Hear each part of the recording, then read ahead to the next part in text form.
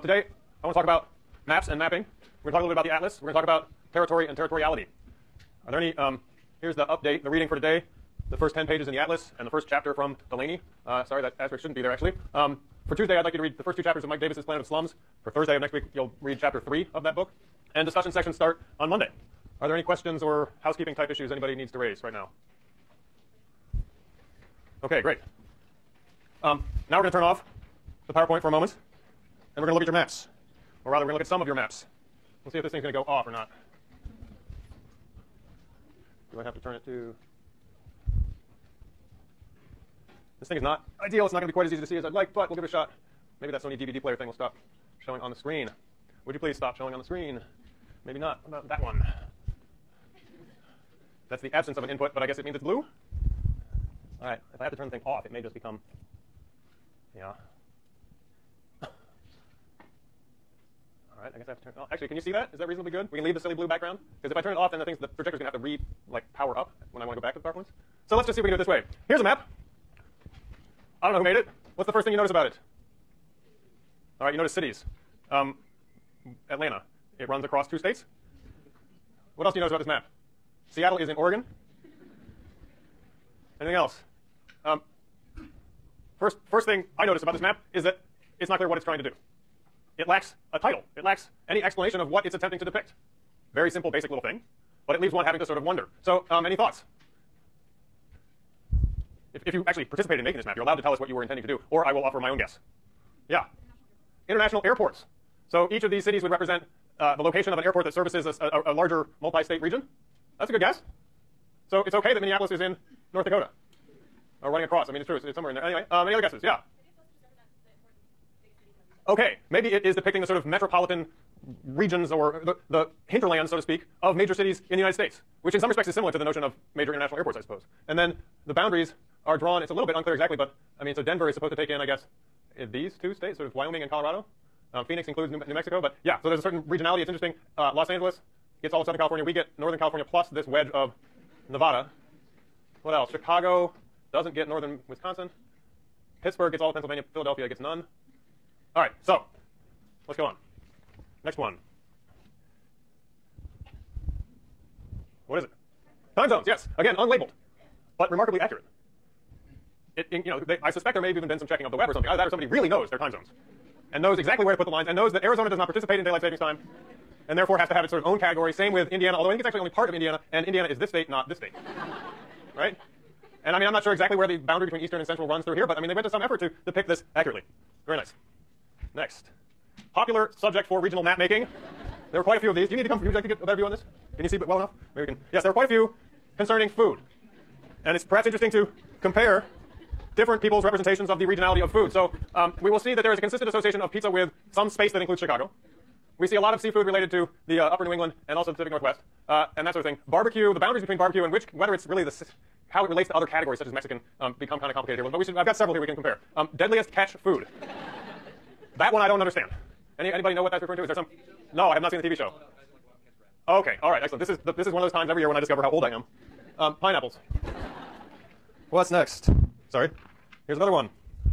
Burritos, Tex-Mex, beignets, grits, orange juice. Again, pizza includes Chicago, but this time only Illinois. Bagels, crabs, cheesesteaks. No, it's really kind of unclear what they eat here.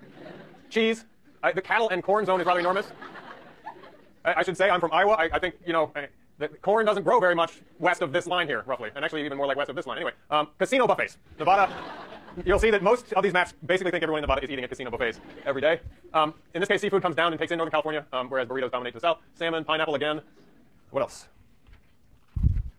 Here, instead of cattle and corn, we have wild game, which grades into barbecue. There must be some line where the bison turn into cows or something. Again, buffet. Cajun this time goes all the way to Miami. Peaches, Spam. And look, pizza has moved to New York and abandoned Illinois. Burgers, clam chowder. All right, we got one more. Again, barbecue, corn, Tex-Mex. Potatoes, more buffets. Organic up here, sushi down here. Coffee instead of seafood for the Northwest. Cuban instead of Cajun. Cajun's just over here. Soul food. Italian. I thought about deep, but decided Italian. Pizza. Cheese. Wisconsin has a very strong association with cheese. Salmon. Luau food. Popular eating habits. Any reactions, thoughts about these? Is there a logic to the categories?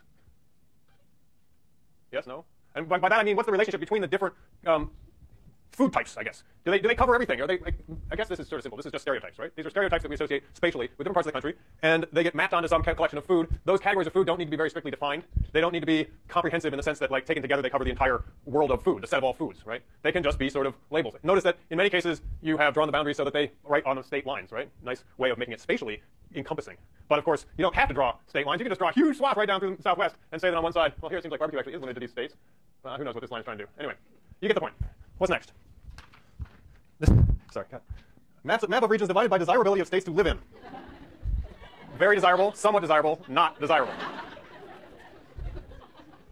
As an Iowan, I'm troubled by these maps. Somehow, this whole area up here, which is sometimes associated with corn, other times with wild game, at the end of the day, it's just a place where apparently nobody wants to live. And for the life of me, I can't figure out why Indiana would somehow be better than Iowa, but whatever. Yes, the blank spots. Again, a map that says a whole lot more about whoever made it than about the world itself, but that's okay. Here's another one that's even more blunt. Places we've lived, places we've been, places we want to go. And again, Iowa is simply not. It's too bad. I mean, there's large parts of the country that apparently they just have no interest in going to, but they have been to Mexico, that kind of thing. A few more here. This one is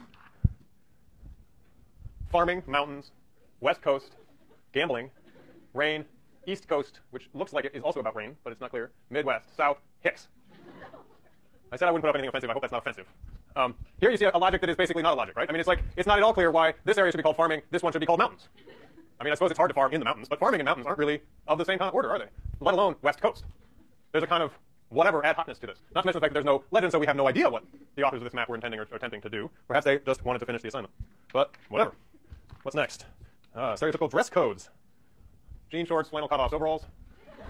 Apparently that's what everyone here is wearing. Wrangler jeans and cowboy boots, that takes up an enormous part of the country.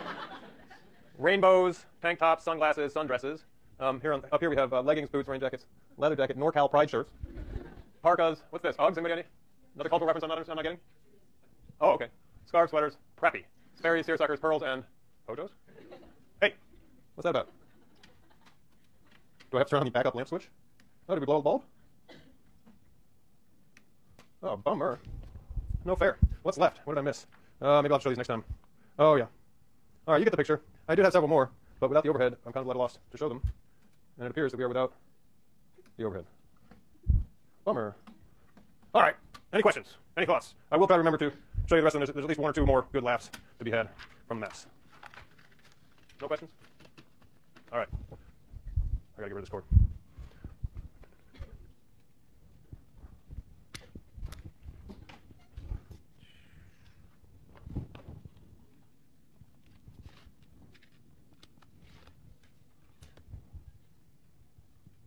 Ta-da. We're back. So what is that? Again, I guess we learned something about ourselves and our preconceptions. Oh, that's right. Shoot. The last map I was going to show was an attempt to depict, it says at the top, number of illegal immigrants, area, and where they're from. And my part of the part of the country I sort of identify with through these maps, the upper Midwest, has this huge circle drawn around it, reaching from Indiana and western Kentucky all the way to Seattle. And it says, barely any, who knows? And, compared to the Southwest, Texas to California, it says a lot. Mexico, Florida says a lot, Caribbean, that kind of thing. And I got to thinking, well, who does know? Or do we know? Or what might actually be a more reliable representation of this? And it turns out the New York Times had put together a map, and this is only the one for 2009. Or maybe this is as of the 2000 census. And if you go to the website here, it's actually an interactive one, and you can scroll backwards in time to 1880. They have depicted the largest minority group at each census in each county, and their relative size, within the population as a percentage, and their origin. Place of origin. So this is 2000, and the green is Canada. If it's a light green, it's 2%. If it's a darker green, it's like 5%, something like that. Western Europe, Asia, Latin America, Russia, Africa. In any case, I thought that this was kind of interesting. It turns out that indeed, you could say that there's a big circle roughly here where there are quite a lot, because it's darker hues there, right? And yes, they are primarily from Latin America. Same thing down here in Florida. And there is sort of this big oval-shaped thing in the upper Midwest where literally just the percentage of the population that is foreign-born is smaller. Although I would add that just in the time since I was a child, the number of Mexicans or Mexican Americans living in Iowa has grown enormously. And it's also true that the farm workers of the United States, almost across the country, are much more likely to be Mexican American now than they were 30 years ago. In any case, I thought that was interesting. Thought I would share that with you. Hence, I've added this one slide. This is not in the PowerPoint that I posted last night, but everything else is the same. Here we go. Maps and mapping. I want to talk about what maps are, the fact that maps are models, different kinds of maps, thematic versus reference maps, problems of projection, cartographic scale, and generalization. All of these topics come out of the first 10 pages or so of your atlas, okay? So, maps are models. What do I mean by that? These are models, right? These are model cars. They're also perhaps toys, but they're models in any case. What does that mean? Are they real cars? Well, no, they're not. They are what? Models of cars. What does that mean? What do they have to do to be models of cars? Yeah. They have to be somehow representative. How representative do they have to be? I mean, is this a better model than that? Depends what you're looking for. I heard somebody say yes. If the answer is yes, why? In what sense is this a better model than that? It has more detail. It appears that, in fact, this will actually function like a car. You can drive it. It looks like an electric, remote control car. So it actually has the feature of not just representing a car visually or in terms of shape, but in terms of function in some way. Although, of course, we wouldn't attempt to use this to drive to work, would we? So it obviously does. It resembles a real car in certain respects, and it doesn't in others. And it doesn't really matter that it doesn't represent, that it doesn't perfectly resemble a car. If it did perfectly resemble a car, it wouldn't be a model anymore. It would be a car, right? However weird that may sound. So in other words, the idea that maps are models is just to say that they are necessarily simplifications. They are both like and not like the world that they represent. And the way that those similarities and differences play themselves out depend on what you're trying to do with the map. And yes, one of the key ways in which maps differ is precisely in the level of detail.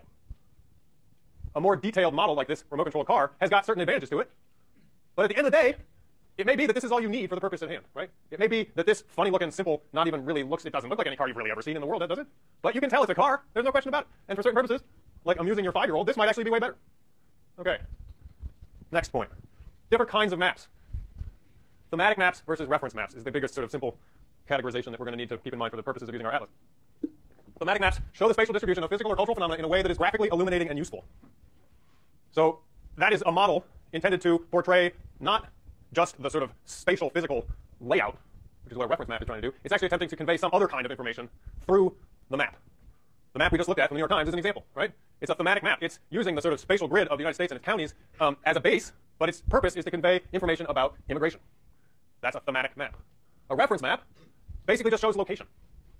Towns, cities, rivers, lakes, mountain ranges, etc. There's a lot of different kinds of things that can be in a reference map, but at the end of the day, it's something you would just go to as a reference. We're going to see both kinds of maps in the atlas. Principally, you're going to end up looking at the reference maps, right? Because the reference maps are the ones that are going to help you when it comes to studying for the map quizzes. But there are also a lot of thematic maps that are going to come up in the assigned reading pages from the atlas, and they're going to depict all kinds of things. And we're going to in lecture, we're probably going to look at more thematic maps than reference maps. Any questions? Okay. Problems of projection. What's the problem of projection? Yeah. Bingo. How do you represent a three-dimensional reality? And this is still only 2 dimensions, but I'm trying to indicate with this globe that the world is round, remember? Or rather spherical. How do you represent a spherical surface of the Earth in 2 dimensions? This is also intended to suggest that the Earth is spherical. But the maps are 2-dimensional representations, and this raises problems. The key point here is just to understand that this is a problem that can't be resolved. It simply is a necessary characteristic of maps. There are a variety of ways to try to work around it that cartographers have come up with over the years.